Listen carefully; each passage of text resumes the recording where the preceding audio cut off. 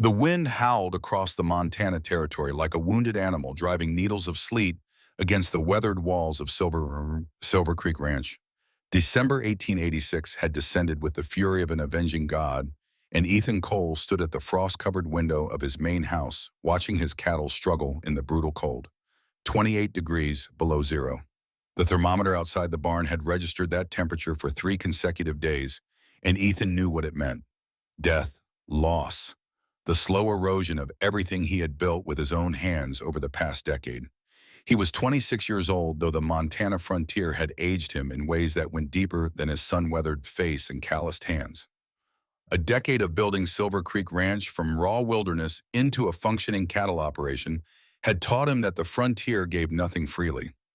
Everything worth having required blood, sweat, and the kind of determination that separated survivors from casualties. Through the window, he could see his herd of Hereford cattle huddled against the wind, their breath forming clouds of steam that froze instantly in the bitter air. 147 head in the upper pasture cut off by drifting snow from the main ranch. In the past 3 days, he had already lost 23 animals to the cold. At $30 per head, that represented nearly $700 gone vanished into the frozen earth like so much vapor. The loss stung, but what haunted Ethan more were the two wooden crosses behind the bunkhouse. Thomas Murphy and Jack Wilson, ranch hands, who had worked for Silver Creek for 3 years, had succumbed to pneumonia the previous winter. Good men, reliable workers gone because the frontier took more than it gave. Ethan had learned early that attachment only made the inevitable losses harder to bear. His mother, Elizabeth Cole, had died when he was 12 years old. Not from disease or accident, but from something more insidious. The frontier had broken her spirit long before it claimed her body.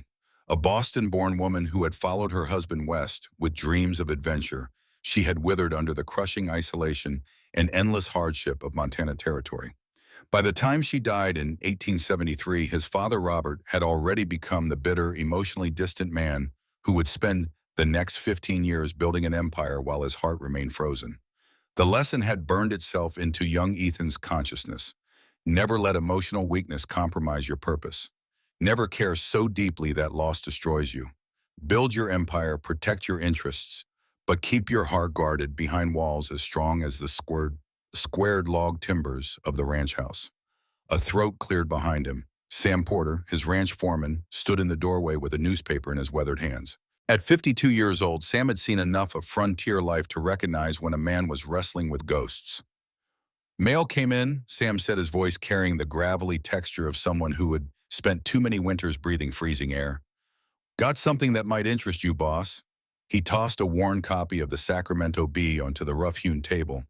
The newspaper was 3 weeks old, its pages yellowed and crinkled from the long journey north. Ethan glanced down at the folded paper, his eye catching a column of small advertisements on page 4. Matrimonial ads, Ethan's voice held skepticism. You serious?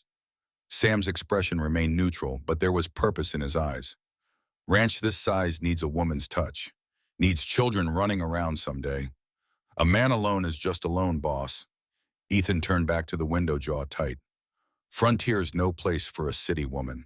They come out here with their fancy dresses and tender hearts, then wither like spring flowers in August heat. I've seen it happen. The memory of his mother's slow decline surfaced unbidden. Her increasingly hollow eyes, her silence that grew heavier with each passing month. The way she had simply stopped fighting, stopped hoping until one morning she had not risen at all. Your mother, Sam said quietly, reading Ethan's thoughts with the ease of someone who had known him since he was 16, came west because your father dragged her. Didn't give her a choice, didn't prepare her proper. That ain't the same as a woman who chooses this life with eyes open. It all ends the same way. Does it? Sam's weathered face creased into something that might have been a sad smile. I had 20 good years with my Martha before the fever took her. 20 years of coming home to warmth and laughter instead of cold silence. I'd take those 20 years over 50 years of safe loneliness any day. Ethan said nothing. Sam's wife had died 7 years ago, and the foreman still kept her photograph on his bedside table in the small cabin he occupied near the main house. Suit yourself, Sam said after a long moment. But a man building something this big ought to have someone to build it for. Otherwise, what's the point? You gonna leave all this to the wind? He departed, leaving Ethan alone with the newspaper and the howling Montana wind. Against his better judgment, Ethan found himself reading the matrimonial advertisements that evening. Most were exactly what he expected. Widows with children seeking security, shop girls tired of city life, women whose desperation bled through the carefully composed lines. Then his eyes landed on one that was different. Young woman of good character and education seeks correspondence with honest gentlemen. Unafraid of hard work and solitude, desires partnership, not charity. Miss GM General Delivery, Boston, Massachusetts. Something in those straightforward words stirred him. No flowery promises, no desperate pleas, just practical honesty. The phrase desires partnership, not charity, suggested a woman who understood the difference between dependence and mutual benefit. Ethan pulled a sheet of paper from his desk drawer and began to write. His words were as economical as his nature, free of romantic embellishment or false promises. Miss Morrison, I own 400 acres in Montana Territory, 380 head of cattle, two-story house, squared logs, not a cabin. Winter temperatures reach 30 degrees below zero. Isolated 6 months of the year. Work is hard. No theaters, no dress shops, no Boston society. Need a woman to manage household, keep books, work alongside me. Not looking for a servant, looking for a partner. What practical skills do you have? Do you understand what isolation truly means? E. Cole, Silver Creek Ranch. He sealed the letter before he could reconsider and gave it to Sam to post when the next supply wagon went to Timber Creek. 3 months of correspondence followed, each exchange revealing more about the woman who would transform his understanding of what the frontier could hold. Grace Morrison's first reply arrived in late January 1887. Her handwriting was neat and precise, the mark of someone educated and disciplined. Mr. Cole, I have managed Morrison House, a 12-room boarding establishment, for 5 years. I maintain accounts, handle purchasing, supervise staff, and provide basic medical care. I work 14-hour days as a matter of course. I understand isolation. Boston can be isolating in its own way, surrounded by crowds, yet understood by no one. My question for you is whether you seek hired help or a true partner. There is a difference. G. Morrison. The directness pleased him. No false modesty, no coy evasion, just a clear statement of capabilities and an equally clear challenge. His second letter went deeper into his goals and warnings. I intend to build Silver Creek into the largest ranch in Montana, large enough that my children's children need never worry about their livelihood. But I will not mislead you about the dangers. Grizzly bears. Blackfeet raids rare, but they happen. Horse thieves, disease. I lost 2 good men last winter. Not to violence, just to winter itself. Her response acknowledged the risks without flinching. My father died of heart failure in 1883. My mother followed a year later from grief, though the doctors called it pneumonia. I have managed the boarding house ever since, until my brother sold it from under me 3 months ago. He has arranged a marriage for me with Mr. Blackburn, a widower of 52, who requires someone to manage his household and provide heirs. I realized I had never made a single choice about my own life. Everyone else decided what I should want, need, become. Coming west is my choice.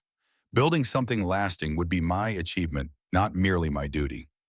Ethan found himself sharing more than he had intended in subsequent letters. He detailed the ranching business with technical precision. Spring calving season, when new cattle were born. Summer grazing in the high pastures. Fall roundup, when they brought the herds down and sorted out which animals would go to market. Winter feeding, the hardest season, when they had to provide hay and hope the weather did not kill too many. He explained the economics bluntly. Cattle prices fluctuated between $25 and $35 per head, depending on weight and market conditions. Annual operating costs ran approximately $2,800 for staff wages, equipment feed, and other necessities. In a good year, Silver Creek generated $4,200 in revenue. In a bad year, they barely broke even. He also warned her about the railroad. Northern Pacific is buying up land throughout this region. Man named James Hartwell represents them. Wants to run tracks through here. I've refused to sell, but he's persistent. May lead to legal trouble. You comfortable with that? Her response revealed an unexpected depth of practical knowledge. I have handled legal matters for the boarding house for 5 years. Contracts, taxes, disputes with suppliers. I am not afraid of paperwork or lawyers. What I am curious about is whether you would consider teaching me the actual work of ranching, not merely the domestic aspects. That question impressed him more than he cared to admit. Most women, even those brave enough to consider frontier life, assumed their role would be confined to kitchen and household. This woman wanted to understand the entire operation. His final letter was an invitation. Come to Montana if you are serious. He included $75 for travel expenses, a sum that represented nearly 3 weeks of ranch profits, but seemed a worthwhile investment if it meant finding the partner his operation needed. Grace Morrison's acceptance arrived in early April. I will arrive on the April 23rd stage at Timber Creek. I look forward to meeting you and assessing whether this arrangement can be mutually beneficial. On April 23rd, 1887, Ethan Cole stood outside the Timber Creek General Store, hat in hand, stomach knotted with equal parts anticipation and dread. What madness had possessed him to invite a stranger into his life? What if she took one look at the harsh reality of Montana and demanded the return fare immediately? The stagecoach rattled into town with dust billowing behind it like a prairie fire. The door swung open and Ethan braced himself for disappointment. Instead, what emerged was a woman who would utterly transform his understanding of frontier strength. Grace Morrison stood 5 feet 4 inches in sensible brown boots, her traveling dress a practical blue cotton that had clearly seen better days, but was clean and well-maintained. At 22, her face carried both youth and determination in equal measure. Honey blonde hair was secured practically beneath a simple hat, though errant strands had escaped during the journey. Her complexion, naturally fair, had already begun acquiring the sun-kissed look of someone who had spent days traveling west. What struck Ethan most was not her obvious attributes, though her clear green eyes and gentle curves would have captured any man's attention. It was the way she surveyed her surroundings with keen assessment rather than dismay. She looked at Timber Creek the way an investor might evaluate a business opportunity, noting the general store, the small church, and the saloon with the same analytical attention. Mr. Cole, she said, extending a gloved hand with the confidence of a business partner rather than a prospective bride. Miss Morrison. Ethan took her hand, briefly feeling the firmness of her grip. Welcome to Timber Creek. I hope the journey has not been too difficult. Long but manageable, she replied.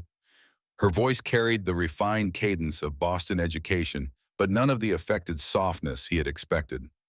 I hope meeting me has not delayed your work too severely. The practical concern caught him off guard. Nothing that cannot wait? Is this all your baggage? He gestured to the single trunk being unloaded from the coach. A small smile touched her lips. Yes, your letters were quite explicit about practicalities. I saw no sense in bringing what would not serve. Ethan felt an unexpected flicker of approval. The buggy is this way. Town is not much, as you can see. It has the essentials, she observed, glancing at the handful of buildings that comprise Timber Creek's commercial district. The rest is what people make of it. As they drove the 12 miles to Silver Creek Ranch, Grace asked intelligent questions that surprised him with their technical depth. What breed of cattle do you raise? Mostly Hereford. Good beef cattle handle cold well. About 100 crossbreed with Texas Longhorn for extra hardiness. Water source. North Creek runs through the property, provides good water most of the year, though it freezes 4 to 5 months in winter. We have a well that goes 47 feet deep for those months. Predators. Wolves are not much of a problem anymore. Weather is the real killer. That and cattle rustlers. You mentioned in your letters that you have horses as well. 47 head, 12 quarter horses for working cattle, 35 Mustangs we break and sell. Good market for trained horses. Grace absorbed this information with the focus of someone taking mental notes. Ethan found himself answering more fully than he had intended, impressed by her genuine interest. Your letters mentioned wanting a wife to help with operations, she said finally as the ranch buildings came into view. I should be clear, Mr. Cole. I did not come west to be merely decorative. I intend to earn my place. Ethan studied her profile against the setting sun.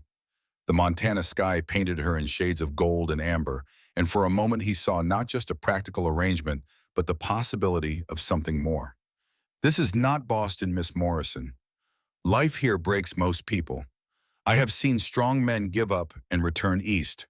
Women do not last long if they cannot adapt. I am aware. Something haunted flickered behind her eyes. Boston broke people too, just differently. I prefer to choose my challenges rather than have them thrust upon me. Silver Creek Ranch loomed before them as they crested the final rise. The main house stood solidly constructed, 32 feet by 24 feet of squared logs, each 12 inches in diameter. A shake roof crowned the structure, and 6 real glass windows glinted in the late afternoon sun. Real glass windows were a luxury in Montana territory, a statement that the owner intended permanence. The barn stretched 40 feet by 30, large enough to shelter 20 horses and store feed. The bunkhouse, smaller but equally well-built, housed 8 sleeping spaces for ranch hands. A corral of split-rail fence enclosed a 60-foot diameter area where horses could be worked. Beyond these main structures, smaller buildings served various purposes: smokehouse equipment, shed, and the necessary outhouse. It is more than most have, Grace said quietly, her gaze traveling over the compound.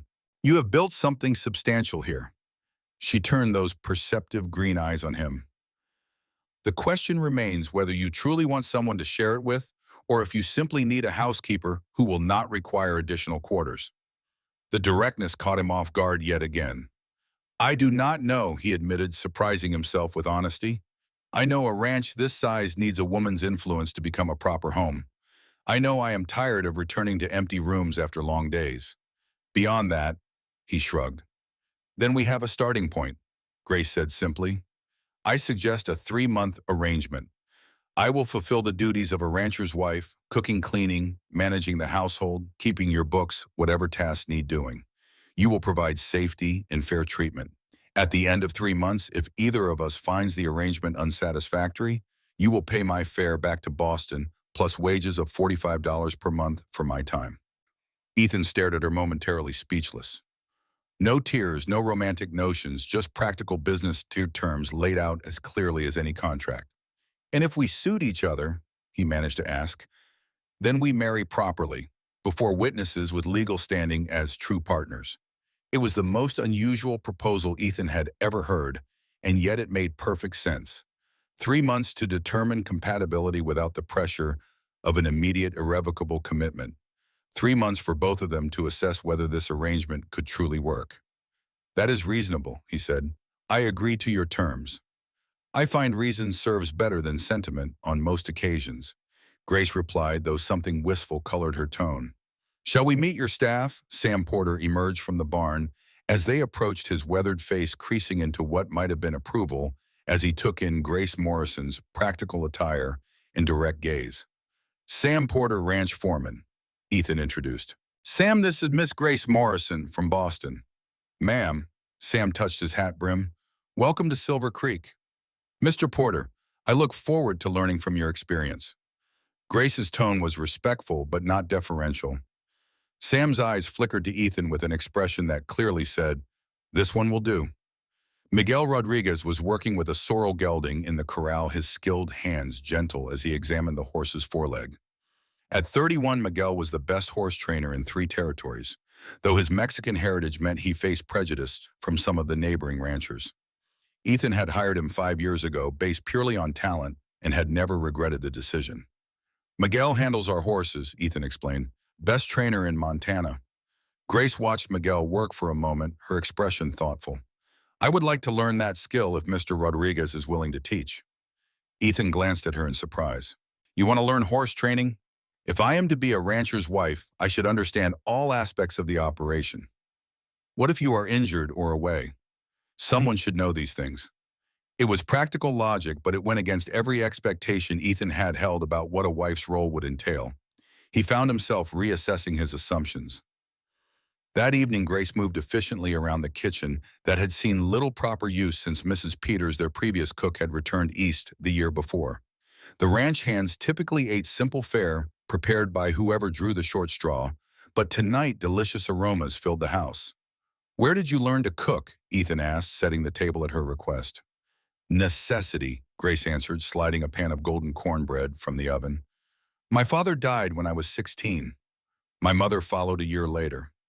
I managed our boarding house until my brother sold it from under me. Ethan frowned. You mentioned only distant relations in your letters. William is distant in all ways that matter. Her tone closed the subject as she laid out a hearty stew cornbread and preserved peaches. Will your foreman be joining us? Sam takes meals with the men unless invited. I thought this first night should be just us. Something softened in Grace's expression. A wise choice. First impressions matter, and I would rather know who I am potentially tying myself to before meeting everyone else. They ate in surprisingly comfortable silence until Ethan found himself saying, "This is the best meal I have had since coming to Montana." Thank you, though I suspect the competition has not been particularly fierce. Her smile transformed her face, bringing warmth to her practical demeanor. Ethan found himself smiling back. True enough. Later, showing her to the small bedroom off the kitchen that had been hastily prepared, Ethan explained awkwardly, if we marry, I will have the master bedroom upstairs ready. For now, I thought this more proper." Grace nodded. "It is entirely suitable. Good night, Mr. Cole." "Ethan," he corrected impulsively. "If you are to be mistress of this house, even temporarily, you should use my given name. Then you must call me Grace." She hesitated.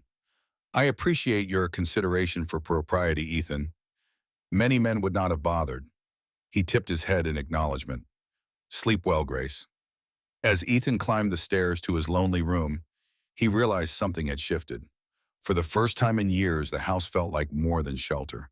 It felt like it held possibility. The next weeks brought remarkable changes to Silver Creek Ranch. Grace proved herself both capable and determined, rising before dawn to prepare breakfast for the hands, then tackling the neglected house with systematic efficiency.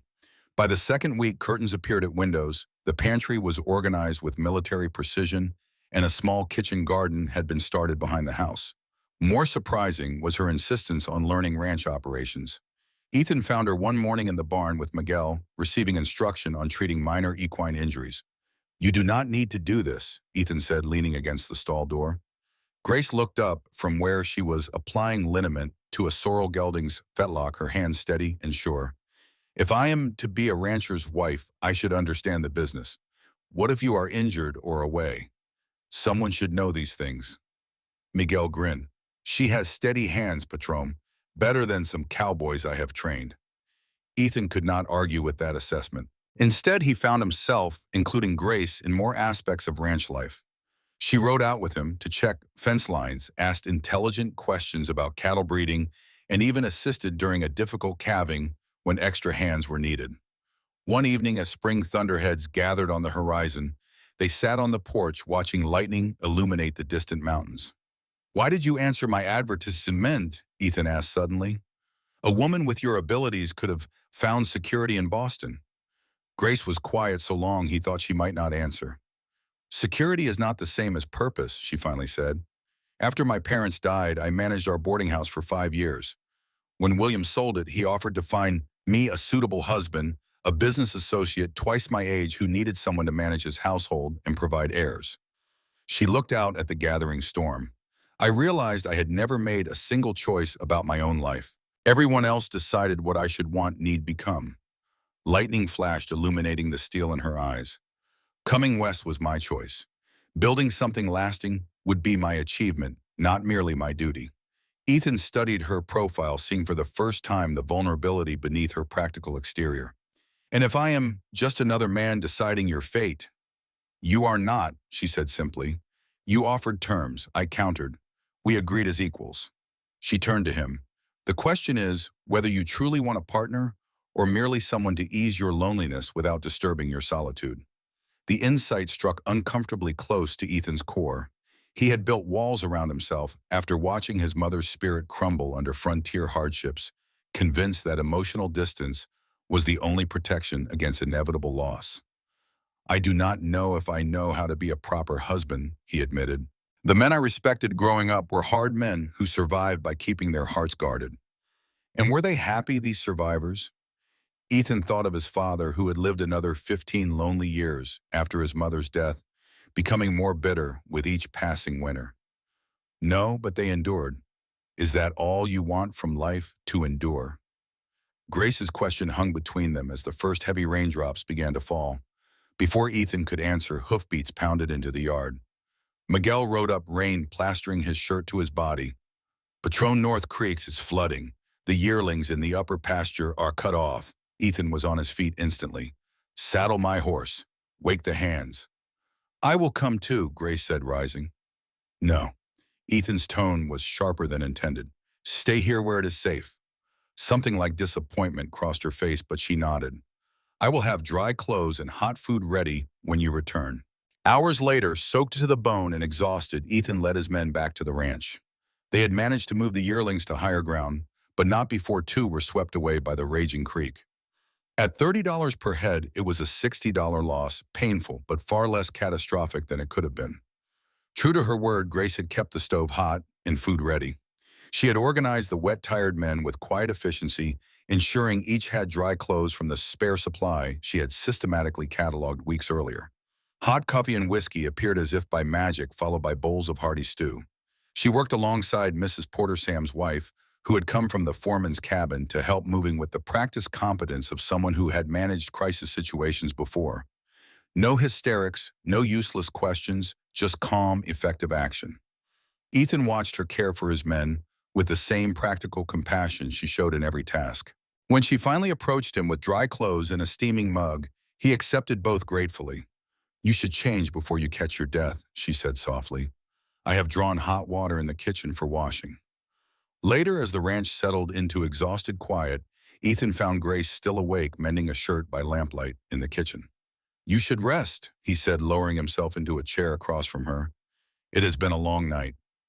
I wanted to be sure everyone was settled. Her fingers moved steadily with the needle. Did you lose many cattle? 2 yearlings. Could have been the whole herd without Miguel's warning. Ethan watched her hands, strong and capable, as they repaired what was broken. You have been good for this place. She glanced up, surprise evident in her face. Thank you. I have been thinking about what you asked earlier, about enduring versus living. He struggled to find words for thoughts he had never fully examined. When my mother died, something in my father died too. He taught me that caring too deeply was dangerous out here. Grace set down her mending. And yet you have built something that requires deep care. This ranch, these people, they matter to you. They depend on me. That is not the same thing. Her green eyes held his steadily. Dependence can exist without caring. You could be the fair employer, a competent rancher without investing your heart. But you do not just give these men wages. You give them respect, belonging, purpose. Ethan had never considered his actions in such terms. It is just good business to treat people right. Is that why you rode out in a dangerous storm tonight, business? The question lingered between them, unanswerable in any way that would not require admitting truths Ethan had spent years denying. He rose suddenly, exhausted beyond words. Get some rest, Grace. Tomorrow will come early. As he climbed the stairs, Ethan found himself thinking not about the 2 yearlings he had lost, but about the woman sitting in his kitchen, mending shirts for his men. A woman who had proven in just a few weeks that she was more than he had bargained for, and perhaps exactly what he needed. Outside, the storm continued its assault on the Montana landscape, but inside Silver Creek Ranch, something new had taken root, something that might, given time and courage, grow into the partnership both Ethan Cole and Grace Morrison secretly hoped to find. May brought transformation to Silver Creek Ranch. The brutal Montana winter had finally released its grip, giving way to the brief, glorious spring that made frontier life almost bearable. Wildflowers carpeted the meadows in riots of purple and gold, and the cattle moved to higher pastures where fresh grass grew thick and green. But the transformation was not merely seasonal. In the 6 weeks since Grace Morrison had arrived, Silver Creek had evolved from a functional cattle operation into something approaching a true home. Grace's management had brought order to chaos. The pantry, once a haphazard collection of supplies, now operated with inventory lists and rotation schedules that prevented waste. The ranch's financial records, previously scattered across loose papers and half-remembered mental notes, had been consolidated into a proper ledger book with neat columns tracking every expense and revenue source. It was while reviewing those records that Grace made a discovery that would prove her value extended far beyond domestic efficiency. Ethan, she said one evening as they sat at the kitchen table after supper, her finger tracing down a column of numbers. Did you pay Whitmore's feed supply $112 last September? Ethan looked up from the saddle he was mending. Sounds about right. Why? Because according to your delivery receipts, they only sent $83 worth of feed. You overpaid by $29. He frowned, setting down the leather strap. You certain? Grace turned the ledger so he could see, pointing to the discrepancy between the invoice and the actual goods received. Unless I am reading these records incorrectly, which I do not believe I am. Ethan studied the numbers of irritation building as he realized she was absolutely correct. Son of a... He caught himself. That is $29 I will never see again. Perhaps not that particular sum, but I have been reviewing your purchasing patterns. If we coordinate with the neighboring ranches for bulk orders, we could reduce feed costs by approximately 15%. Over a year, that would save roughly $180. He stared at her. Where did you learn this? Survival. Grace closed the ledger with a soft thump. When my father died, I was 16 with a 12-room boarding house and $800 in debt. I learned quickly or lost everything. Numbers do not lie, Ethan. They simply tell you the truth if you know how to read them. That weekend, Grace implemented the first phase of her strategy to build alliances that would serve purposes beyond mere economics. We should host Sunday dinners, she announced over breakfast on Saturday morning. Ethan paused coffee cup halfway to his lips. What? Neighboring ranchers and their families. Start with the Thompsons. William Thompson has been ranching west of here for 20 years, you said. His wife Martha is well respected in the community. If we establish good relations with them, others will follow. I am not much for socializing. This is not socializing, it is strategy. Grace's green eyes held a calculating light that reminded Ethan she was far more than a simple homemaker. That railroad man Hartwell, he cannot force eminent domain, and if the majority of landowners in this region oppose his route, we need allies. Ethan set down his cup impressed despite himself. You have been thinking about this. I have been thinking about everything. She rose to clear the breakfast dishes. You built this ranch with hard work, Ethan, but it becomes truly valuable when it connects to others. Isolation is vulnerability. Community is strength. The first Sunday dinner took place on May 15, 1887, and proved Grace's strategic instincts were as sharp as her financial acumen. The Thompson family arrived at 2 in the afternoon. William Thompson was 55, weathered by 3 decades of Montana ranching, but still vigorous. His wife Martha, 52, had the capable bearing of a frontier woman who had survived and thrived. Their 2 adult children, Jacob and Sarah, completed the party. Grace had prepared a meal that balanced hospitality with practicality. Roast beef from Silver Creek, cattle mashed potatoes, gravy, green beans from last year's canned stores, and an apple pie she had learned to make from Mrs. Porter. The total cost of ingredients was approximately $2.40, but Ethan recognized it as an investment rather than an expense. Fine spread, Mrs. Cole, William Thompson said, then corrected himself. Pardon me, Miss Morrison.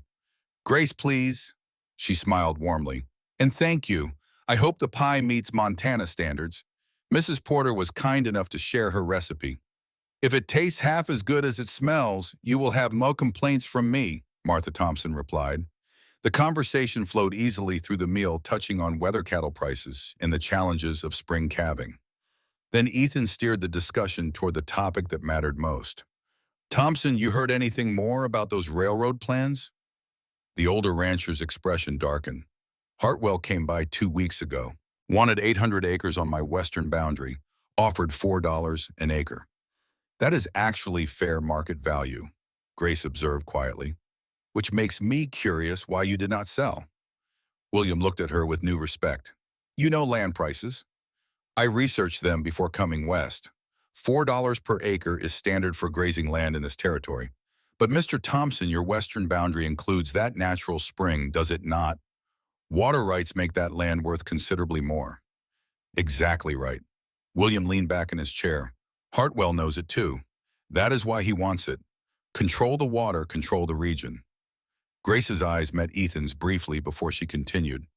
Mr. Thompson, your son Jacob is looking to expand his operations soon, I understand. Martha nodded. Jacob wants to start his own spread within the next 2 years. Then perhaps we have mutual interest to discuss.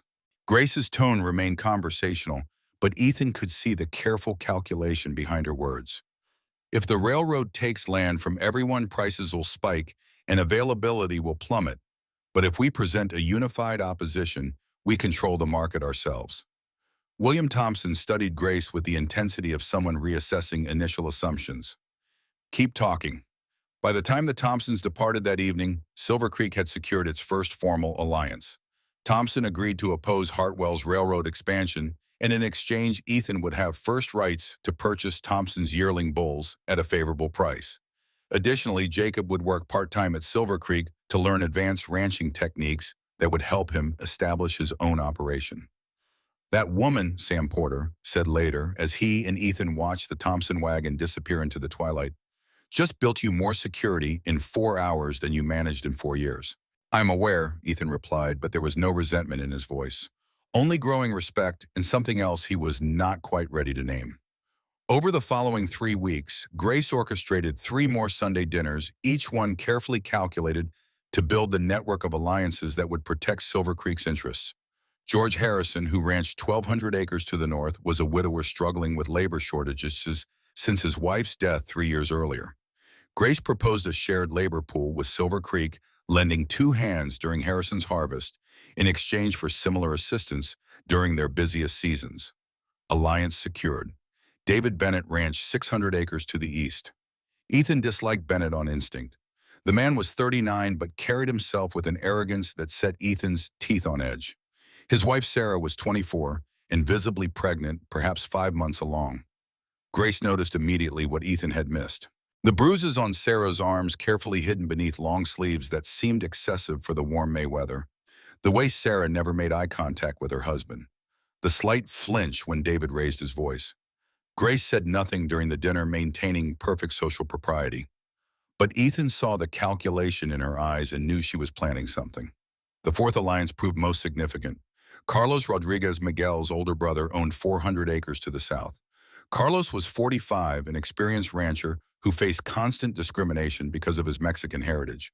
Local buyers routinely offered him 20 to 30% below fair market value for his cattle, knowing he had few options. Sell to us, Ethan proposed during that dinner, a plan he and Grace had discussed beforehand. Fair price, same as we would pay anyone else. We will sell them under the Silver Creek brand. No one needs to know where they originated. Carlos's eyes gleamed with moisture. He quickly blinked away. You would do this? Partner with a man who delivers quality product at fair terms, any businessman would. Ethan extended his hand. We have a deal. We have a deal. The alliance with Carlos secured something more valuable than cattle. It secured absolute loyalty from both Rodriguez brothers, men whose skills and knowledge were worth more than gold in Montana territory. By early June, 5 of the 7 major ranchers in the region had aligned with Silver Creek. Hartwell's railroad expansion had become significantly more complicated. James Hartwell recognized the shift in power dynamics quickly. The Northern Pacific Railroad Extension Company had invested considerable resources in surveying this route, and corporate headquarters in Chicago was demanding progress. Hartwell had a deadline of August to complete land acquisition or risk losing funding entirely. Legal intimidation was his first response. In mid-June, a surveyor appeared at Silver Creek claiming to possess a deed dated 1881 for 400 acres of ranch property. The deed named a Marcus Sullivan as the original owner, predating Robert Cole's purchase. This is absurd, Ethan said, staring at the document the surveyor had presented. My father bought this land directly from the territorial government in 1876. There was no Marcus Sullivan. The surveyor shrugged. I just filed the claims, Mr. Cole. You will need to sort this out with a judge. Sam Porter rode to Helena, the territorial capital, to investigate. He returned a week later with troubling news. The deed is fake, Sam reported, but it is a damn good fake. Professional quality, right paper, correct stamps. I cannot prove Hartwell is behind it, but the timing is suspicious. How much will legal fees cost to fight this? Grace asked. Sam grimaced. $300, maybe more.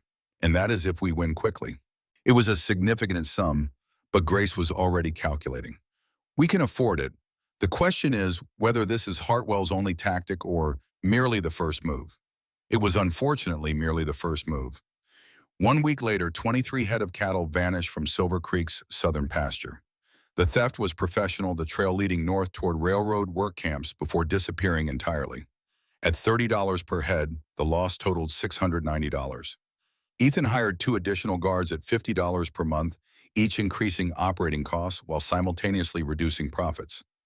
Then the supply chain disruptions began. Whitmore's feed supply, previously reliable, suddenly claimed to be out of stock.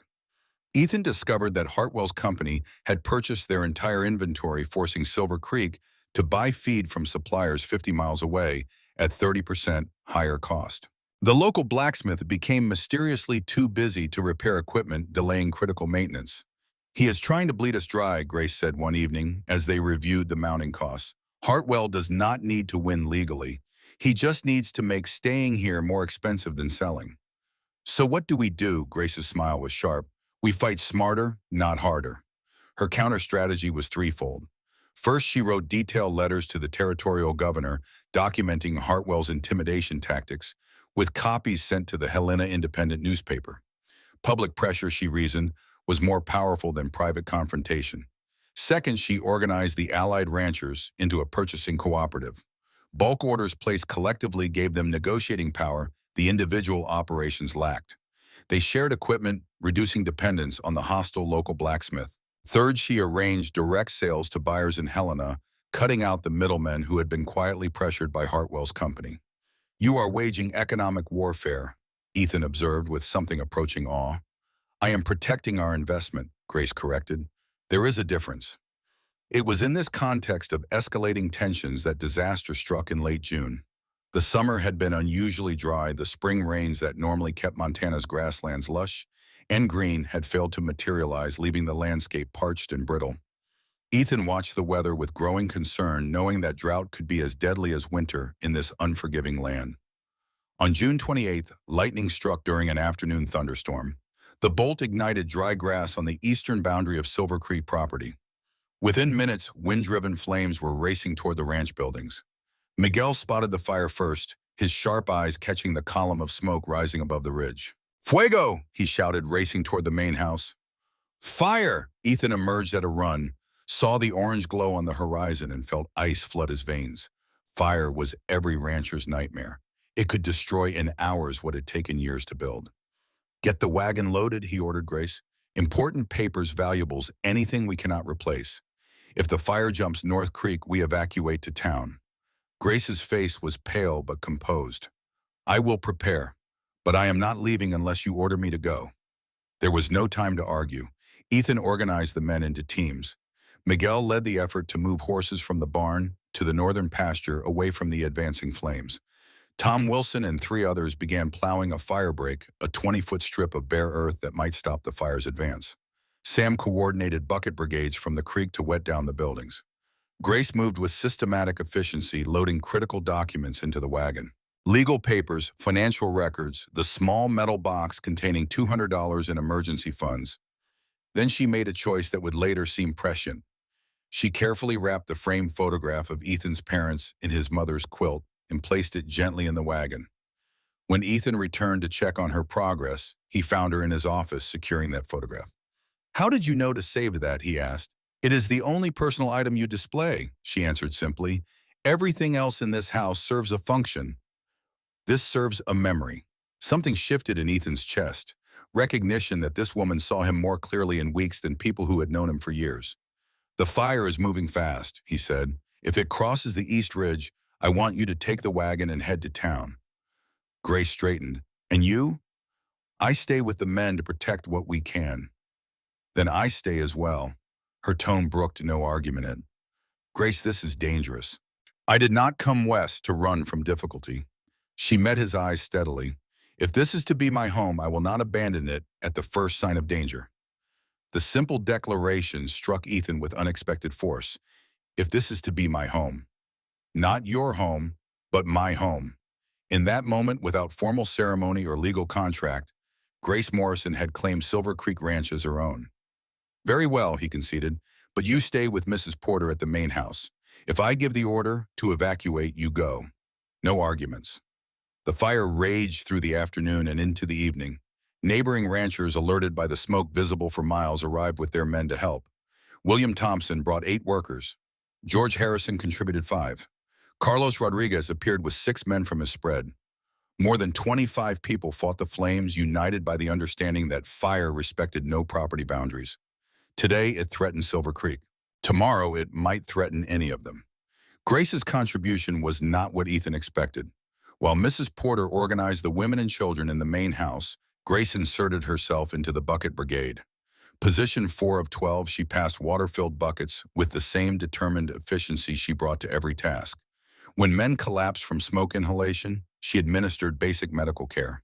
When fighters grew weak from hunger and exhaustion, she coordinated the rotation of food and water. At 4:30 in the afternoon, disaster struck.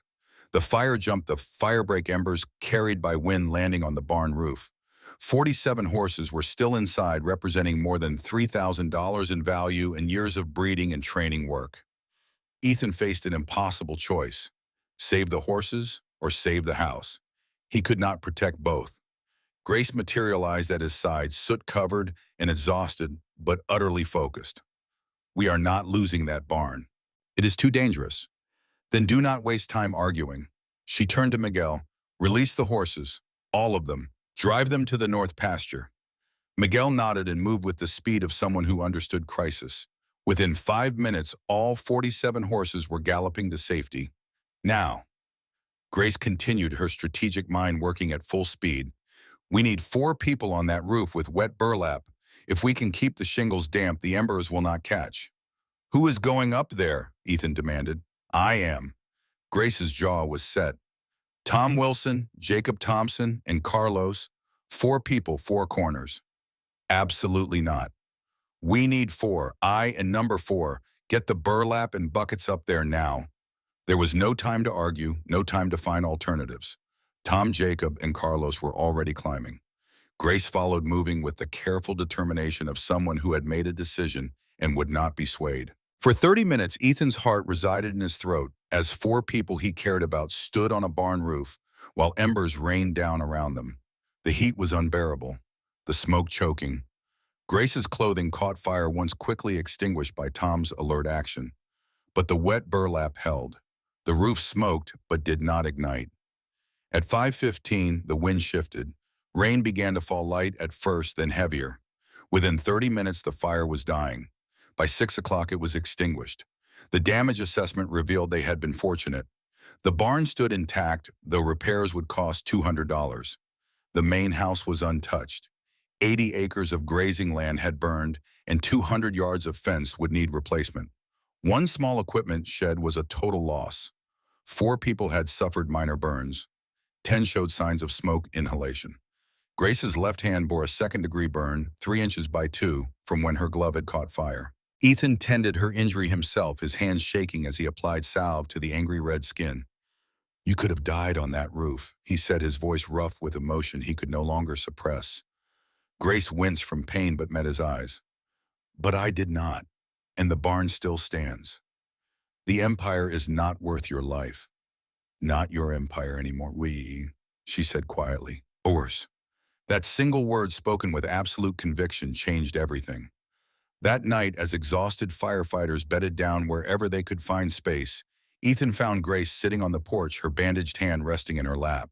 She stared out at the smoke still rising from the scorched pastures. He sat beside her, close enough that their shoulders nearly touched. For a long moment, neither spoke. "Why?" he finally asked. "Why risk everything?" "Because in these past 10 weeks, I found what Boston never gave me." Grace's voice was soft but steady. "Purpose, belonging, partnership with a man who treats me as an equal." "I am afraid." The admission cost him dearly. "Afraid of caring too much. The frontier takes what we love. Or it teaches us that what is worth having is worth fighting for."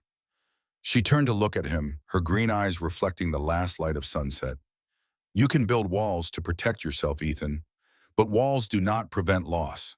They only guarantee loneliness." He reached out, his calloused fingers gentle as they touched her cheek. She did not pull away. They did not kiss, not yet, but something profound was acknowledged in that touch. An understanding that whatever contract they had signed, whatever practical arrangement they had agreed to, had evolved into something neither had anticipated. By early July, with 2 weeks remaining in their 3-month agreement, the tension at Silver Creek was palpable. Not the tension of conflict, but the charged atmosphere of unspoken feelings in imminent decisions. The ranch thrived under their joint management. Costs had decreased 18% while efficiency climbed steadily. The alliance of ranchers now numbered 6 operations, creating enough political pressure that Hartwell's railroad plans had stalled indefinitely. But beneath the practical success, something more profound was developing. Ethan found himself watching Grace as she taught children from neighboring ranches to read in the small schoolroom she had established. He noticed how she hummed softly while working in her garden, unconscious melodies that spoke of contentment he had never heard in his mother's voice. He saw how the other women in the community sought her counsel, how the men respected her judgment, how Silver Creek had become more than a cattle operation. It had become a home. Grace, for her part, found herself imagining futures she had not dared to hope for.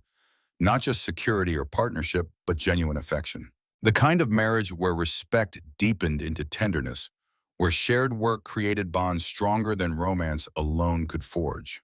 The crisis came unexpectedly, as crises often do.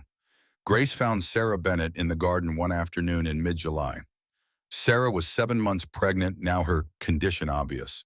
She was also sporting fresh bruises. One eye was swollen completely shut. Her lip was split. Fear radiated from her like heat from a stove. "He does not want the baby," Sarah whispered, her voice breaking. "Says it will tie him down. He kicked me." Grace's fury was ice cold and absolutely controlled. "You are staying here, tonight. David will not allow it. David does not decide your life anymore." Grace's tone left no room for argument. "Come inside. I will prepare a room." When Ethan returned from checking the northern fence line an hour later, Grace met him at the door.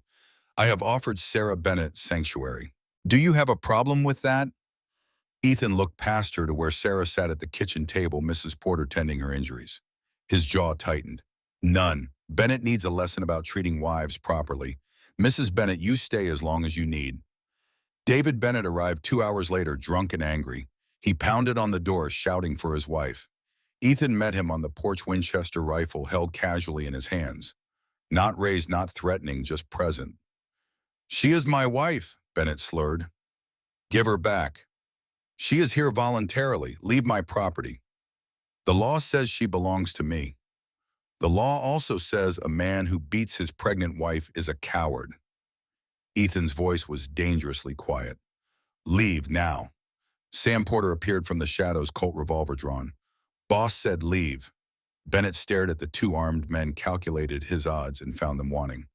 "You will regret this," he spat. "And the only thing I regret," Ethan replied, "is not acting sooner. Go."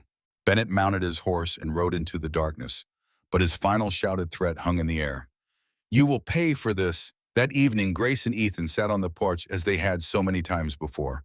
But tonight felt different, weighted with significance. "Thank you for supporting me about Sarah," Grace said. "No need for thanks. It was the right thing to do." "Not every man would see it that way." "I am not every man." Silence settled between them, comfortable but charged with unspoken feelings. "1 week," Grace said finally. "Then our 3-month agreement ends." Ethan's heart hammered in his chest. "Yes." "Have you thought about what comes after?" He turned to face her, fully seeing her illuminated by the last rays of sunset.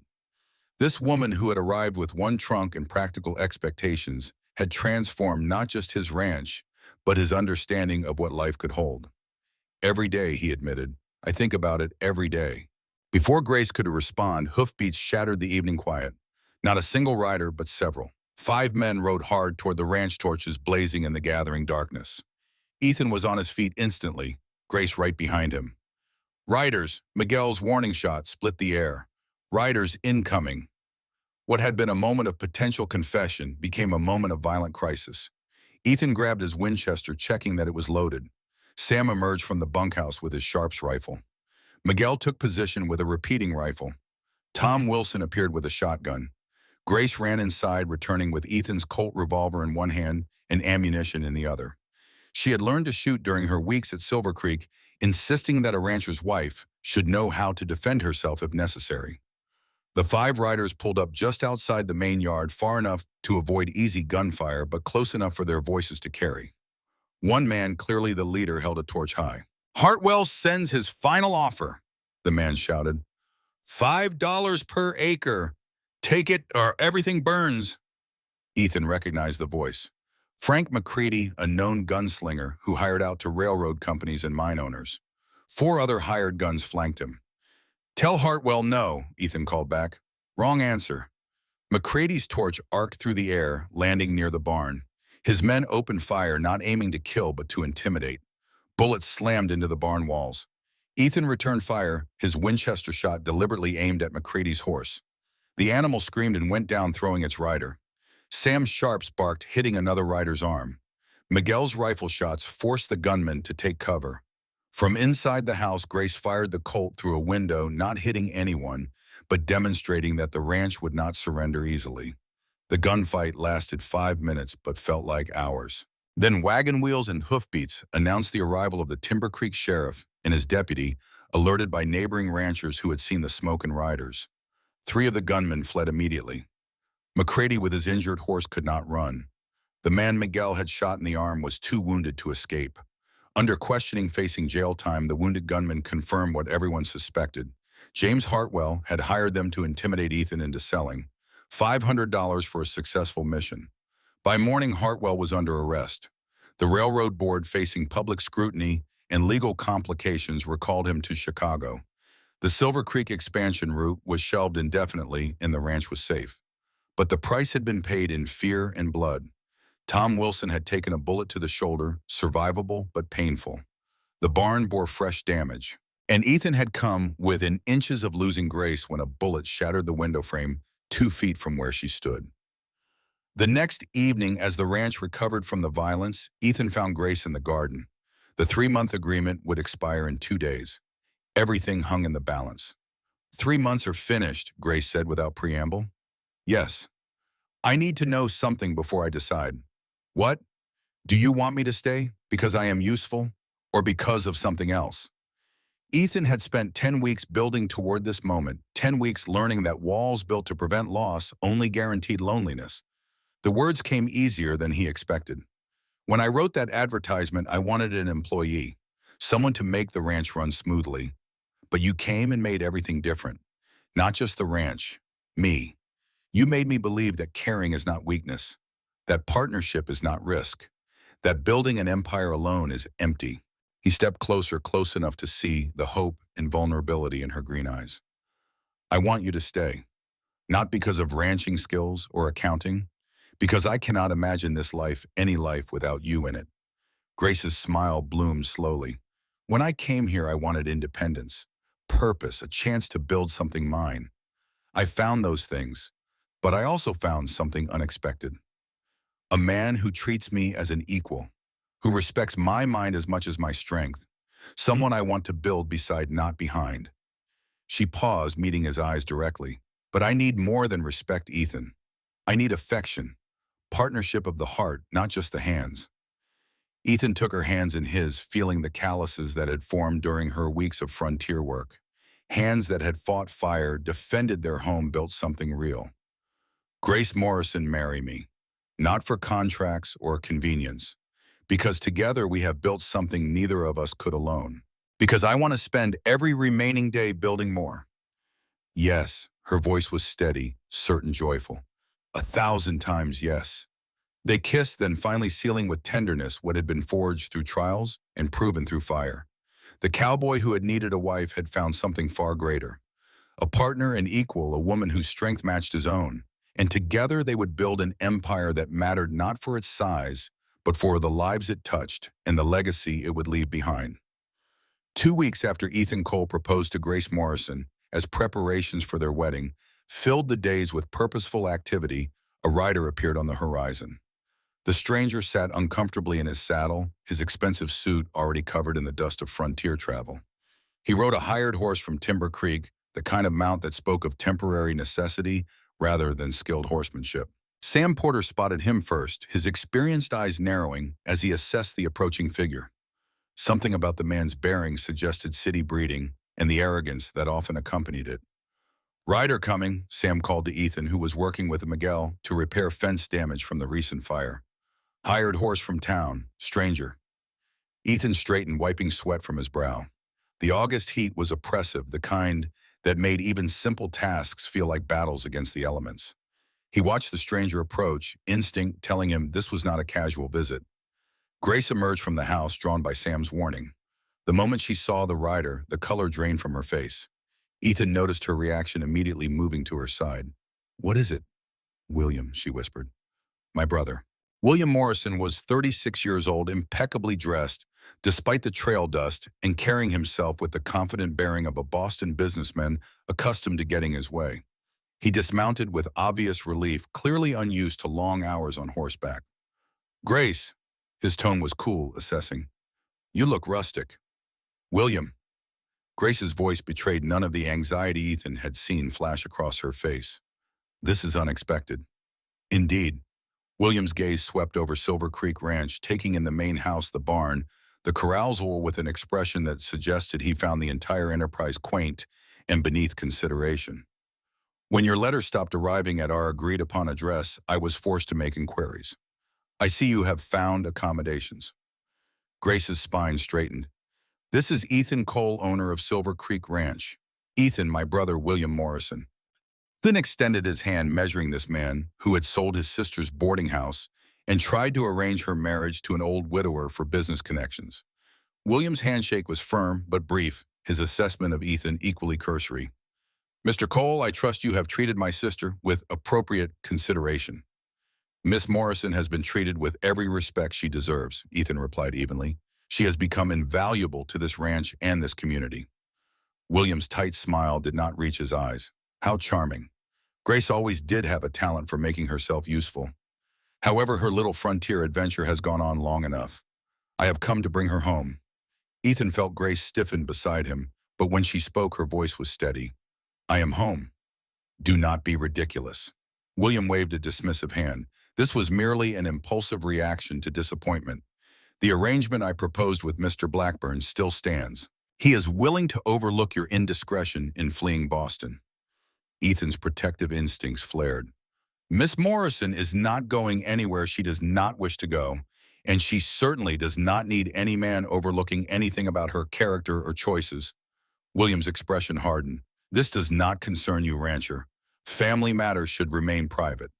"Ethan is my family now," Grace interjected, her voice carrying a strength Ethan had come to recognize. "We are to be married. I sent you a letter explaining my decision weeks ago." "Which I never received." William's tone suggested he did not believe in her. "Convenient. Nevertheless, you remain my responsibility until properly married.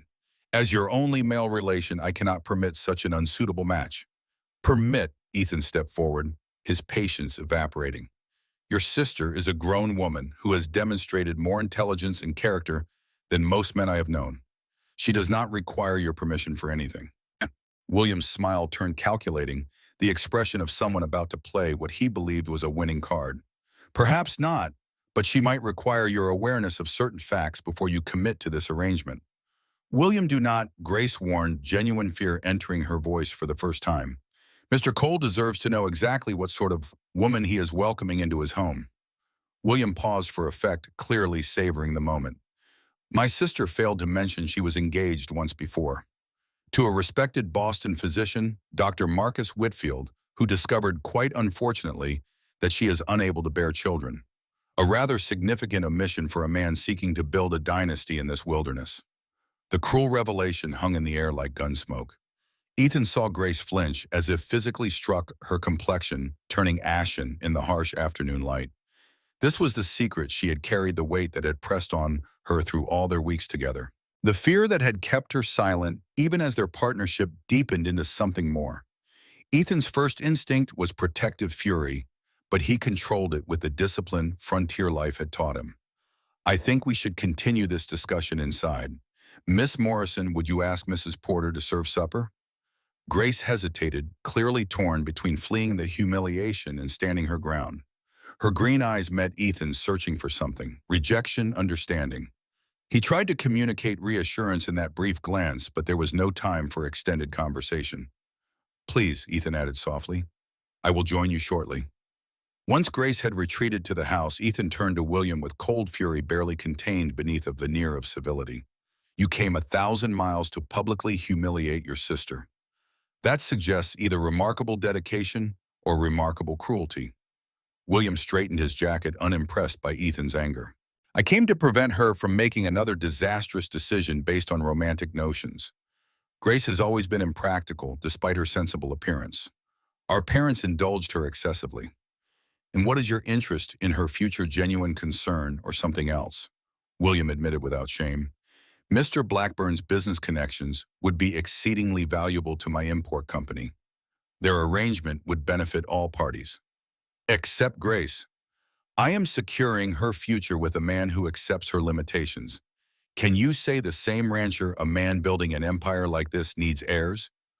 The question struck at Ethan's deepest fears with the precision of a surgeon's scalpel. Legacy, continuation. The future generations he had imagined inheriting Silver Creek Ranch. Everything he had worked to build, everything that would mean nothing without someone to carry it forward. For a moment, doubt clouded his resolve. He thought of his father, of the bitter years after his mother's death, of the lesson drilled into him that caring too deeply was dangerous on the frontier. He thought of empty nurseries and the dynasty he had dreamed of establishing. Then he thought of the empty house before Grace arrived, the cold meals eaten in silence, the crushing loneliness of success without connection. He thought of Grace on the barn roof fighting fire beside his men, of Grace organizing the community, managing finances, standing up to railroad intimidation, of Grace making Silver Creek not just a property, but a home. I will ask you one question, Ethan said finally, his voice dangerously quiet. Does Grace know the terms of this arrangement, that her marriage was meant to secure your business dealings? William's silence was answer enough. Get back on that horse, ride to town, take the next stage east. Ethan stepped closer, every inch the hardened rancher who had survived a decade of Montana's harshest challenges. If you are still here tomorrow, you will learn exactly how we deal with cattle thieves in Montana territory. You cannot threaten me. That was not a threat. It was frontier justice. Ethan's eyes held steel that William recognized despite his city breeding. Stealing a man's future for personal gain is no different than stealing his livelihood. Both earn the same consequences here. He moved closer, still voice dropping to barely above a whisper. And if I ever hear you contacted Grace again, threatened her or interfered with her life in any way, Montana is very big, very empty. People disappear. William assessed the steel in Ethan's eyes and evidently found it convincing. Grace will regret this decision when winter comes, and she is trapped in this wilderness with a man who resents her barrenness. The only thing I resent, Ethan replied, is not meeting Grace sooner. Leave now. William Morrison departed 30 minutes later, defeated and furious but recognizing when he had lost. Ethan watched him ride toward Timber Creek before turning to face the harder conversation waiting inside. He found Grace in the kitchen, standing rigid as a fence post as she mechanically arranged plates on a tray. Her eyes were dry but red-rimmed when she turned to him, braced for rejection. William is returning to town tonight, Ethan said simply. Relief and disbelief warred on her face.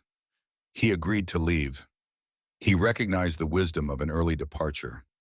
Ethan moved closer but did not touch her, sensing her fragility. Grace, why did you not tell me? She set down the plates with deliberate care. Would it have mattered if you had known from the beginning that I could not give you children? The question deserved honest consideration. Ethan thought of the legacy he had been building, the dreams of sons and daughters to inherit his life's work. Then he thought of the reality Grace had created versus the fantasy he had imagined. It would have mattered, he acknowledged finally, and saw pain flash across her face. But it would not have changed my decision to write to you. And it certainly does not change my wish to marry you now. Tears welled in her eyes. You do not need to say that out of pity or obligation. I have never said anything to you from either.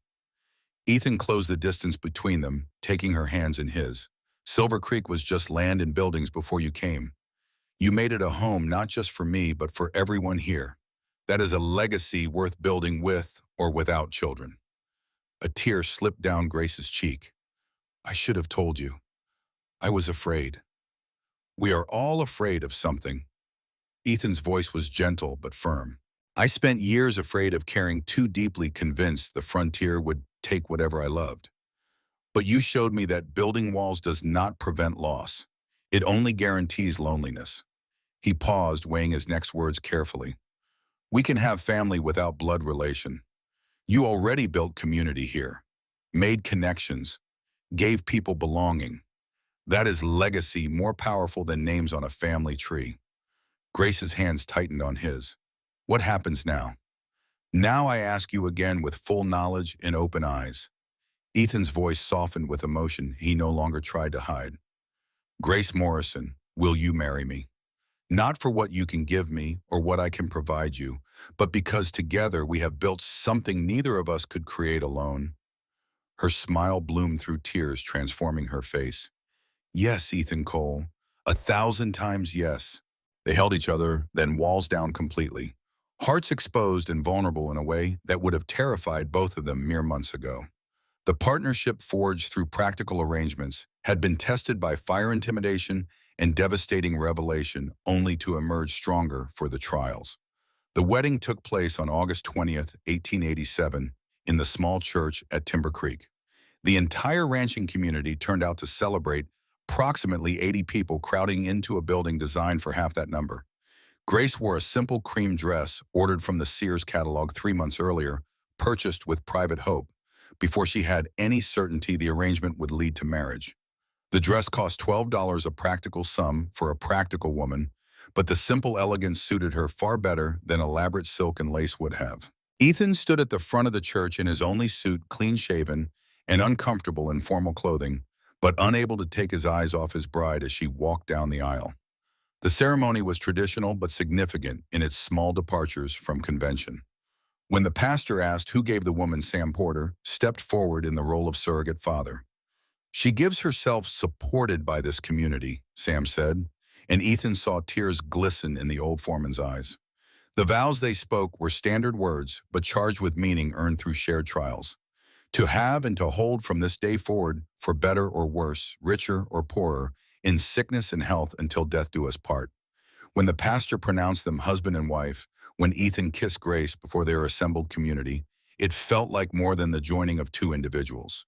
It felt like the recognition of something already built, already proven, already real. The reception at Silver Creek Ranch that afternoon was a celebration of community as much as marriage. Ranchers and townspeople mingled with ranch hands. Miguel played guitar, filling the air with traditional Mexican songs that spoke of love and loyalty. Mrs. Thompson had brought 6 apple pies. Sarah Bennett, now 7 months pregnant and living independently on Silver Creek property after leaving her abusive husband, served lemonade with a smile that suggested healing was possible, even from deep wounds. Sam's toast captured the essence of what they had built. Boss, when you sent for a bride, you got yourself a partner instead. Best decision you ever made. Ethan's response was simple. Luckier than I deserve. That night in the master bedroom, Grace had transformed with simple touches into a true home. They consummated their marriage with a mixture of tenderness and passion that felt like the natural culmination of everything they had built together. I never thought I would find this, Grace whispered against his lips. A place to belong, someone to belong to. We belong to each other now. Ethan answered, his hands gentle on her waist. All I have, all I am, it is yours. And I am yours. Whatever comes, whatever challenges we face them together. Moonlight spilled through the window, casting silver patterns across their bed as they discovered the physical expression of the emotional partnership they had forged. The cowboy who had needed a wife had found something far greater. A love strong enough to withstand the harshest Montana winter, the hottest summer drought, and all the unpredictable seasons of life on the frontier. The months and years that followed proved the foundation they had built was solid. Silver Creek Ranch thrived under their joint management. Grace's systematic approach to finances, combined with Ethan's ranching expertise, created an operation that was both profitable and sustainable. By the end of their first year of marriage, the ranch generated $6,800 in profit, more than triple what Ethan had managed before Grace's arrival. But the true measure of their success was not financial. The community they had built together transformed the isolated ranches of the region into a network of mutual support. The Sunday dinners continued rotating between different ranches. The school Grace had started served 15 children from 6 families. The women's cooperative she organized provided not just economic benefit, but social connection for frontier wives who might otherwise have faced crushing isolation. Sarah Bennett gave birth to a healthy daughter in January 1888, assisted by Grace, who had studied medical texts and learned basic midwifery. Ruth Elizabeth Bennett came into the world surrounded by women who would ensure her mother never again faced the violence that had marked her marriage to David Bennett. Miguel married a young woman from Carlos Rodriguez's ranch, and their wedding was the social event of the spring. The fact that a Mexican vaquero could marry with the full support and celebration of the ranching community spoke to how thoroughly Grace and Ethan had reshaped the social landscape. Winter came and went. Harsh seasons that in previous years had meant significant losses now saw minimal casualties, thanks to better preparation and coordinated resource sharing among the allied ranches. Silver Creek expanded purchasing adjacent properties as they became available, growing from 2,400 acres to 3,100 acres by 1890. Through it all, Ethan and Grace built a life together that was remarkable not for its drama, but for its deep contentment. They worked side by side during calving season. They spent evenings reviewing accounts and planning strategies. They hosted community gatherings and defended their neighbors when necessary. They did not speak of children. The absence was acknowledged in silence, a shared understanding that what they had built together was enough. Grace poured maternal energy into teaching the children who attended her school. Ethan found satisfaction in mentoring young ranchers like Jacob Thompson, who sought to learn from his experience. It was a good life, a full life, and both felt grateful for what they had found together. Then in the spring of 1892, 5 years after their wedding, everything changed again. The Johnson family were settlers attempting to cross North Creek during spring flooding. Peter and Mary Johnson, both in their early 30s, had been traveling to Helena with their 4-year-old daughter, Emma Claire. The crossing should have been routine, but the wagon overturned in current swollen by snowmelt. Both parents drowned. Only Emma survived, pulled from the water by a passing rider and brought traumatized and alone to the nearest ranch. Silver Creek. Grace opened the door to find the rider holding a small, shivering child wrapped in a blanket. Emma Claire's blue eyes were wide with shock, her honey blonde hair plastered to her head. She was crying the broken sobs of a child who did not yet fully comprehend the enormity of her loss. "Found her downstream," the rider explained. "Parents did not make it. Figured you folks would know what to do." Grace took Emma without hesitation, wrapping her in warmth and murmuring soft reassurances. She carried the child inside, started a warm bath, found clean clothes that would need significant alteration to fit the tiny frame. She fed Emma warm soup and sat with her as the child cried herself into exhausted sleep. Ethan watched his wife with this orphaned child and felt something shift in his chest. The maternal tenderness Grace showed, the fierce protectiveness in her eyes, the gentle competence as she cared for Emma's physical and emotional needs. This was what they had been missing without knowing it. 1 week later, Emma was still at Silver Creek. The nearest orphanage was in Helena, a 2-day journey away. The proper course would be to arrange transportation to send this child to the institutional care available for orphans in Montana Territory. Neither Grace nor Ethan could bring themselves to do it. "I have been thinking," Grace said one evening as Emma slept in the small room off the kitchen. "Emma has no family. The orphanage in Helena is the only option. But what Ethan knew where this was leading and felt his heart expand with the possibility. But she could have family here, with us. She belonged to us from the minute you held her," Ethan said simply. "I knew it then. I know it now." The adoption process took 3 months of legal proceedings through the territorial court. Emma Claire Johnson became Emma Claire Cole in August 1892, exactly 5 years after Ethan and Grace had married. The love Ethan felt for this small girl had nothing to do with blood and everything to do with choice. Emma was theirs not because biology dictated it, but because they had chosen to make her theirs. And in that choice, Ethan finally understood what Grace had tried to tell him years earlier. Legacy was not about DNA. It was about values passed on, love freely given, and the family you built through commitment rather than circumstance. On a warm spring morning several months after the adoption, Ethan stood on the porch of Silver Creek Ranch watching Grace and Emma in the garden. Emma, now 4.5 years old, had discovered a ripe strawberry hidden beneath green leaves. Her delighted laughter echoed across the yard, pure and joyful. Grace knelt beside her patient and loving, teaching Emma about plants and growth and the patience required to cultivate living things. The scene was so perfect, so complete, that Ethan felt his throat tighten with emotion. Emma spotted him and ran across the yard, her small legs pumping with determined energy. "Daddy, look!" She held up the strawberry like a precious gem. The word daddy still had the power to warm Ethan's chest even months after Emma had first used it. He lifted her high in the air, her giggles warming the spring afternoon. "That is perfect, sweetheart." Grace joined them, slipping her hand into his with the easy familiarity of absolute belonging. She looked up at him, her green eyes holding a question. "Happy?" Ethan looked at his wife, his daughter, and the thriving ranch stretching toward distant mountains. Silver Creek was no longer just his dream. It was their reality, built by three people who had found each other through circumstances none could have predicted. More than anything I thought possible.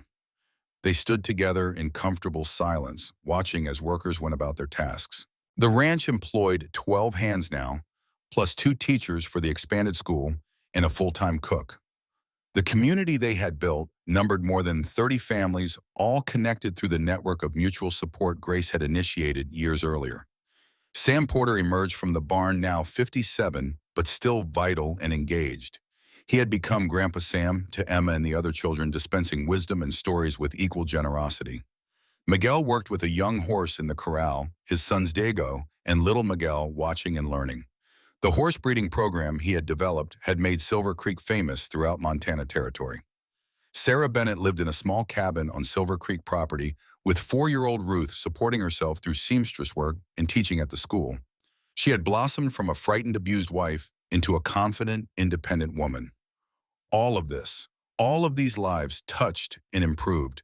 This was the legacy that mattered. That evening, after Emma had fallen asleep between them on the porch swing, Grace and Ethan sat holding hands as stars began to appear in the darkening sky. "Do you think we built something lasting?" Grace asked softly. Ethan looked at the ranch, the community, the daughter sleeping peacefully, the wife who had transformed his understanding of everything important.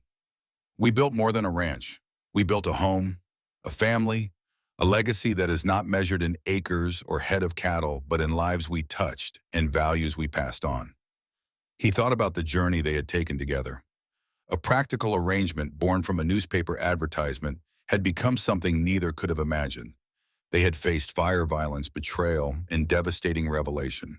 They had survived and thrived, not despite the challenges, but because of how they faced them together. "I never regretted answering your advertisement," Grace said. Ethan kissed the top of her head, breathing in the scent of sun and garden soil, and the woman who had become his entire world. "And I never regretted writing it. You showed me the frontier is a place for love. It just needs the right people to make it thrive." As the first star appeared in the Montana sky, Silver Creek Ranch stood as testament, not just to what hard work could build, but to what love, partnership, and community could create.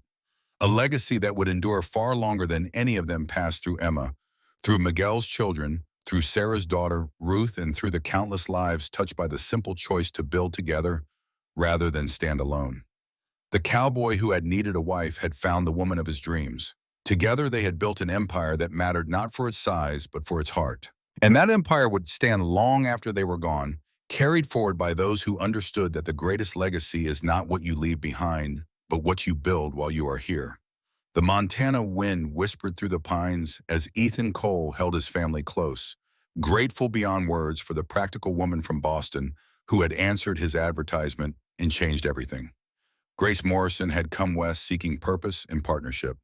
She had found both, and in finding them, had given Ethan Cole something he had not known he needed: a home, a family, a life worth living, and that he thought as sleep began to claim him was the only empire that truly mattered.